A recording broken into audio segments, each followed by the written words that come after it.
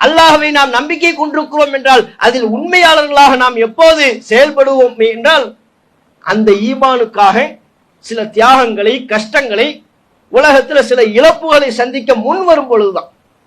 ஈமான் கொண்டிருக்கிறோம், அல்லாஹ் வட்டியை தவிர்க்க வேண்டும் என்கிறான், மோசடி கூடாது என்கிறான், பிறருடைய பொருளாதாரத்தை அநியாயமான முறையில் அபகரிக்க கூடாது என்கிறான்.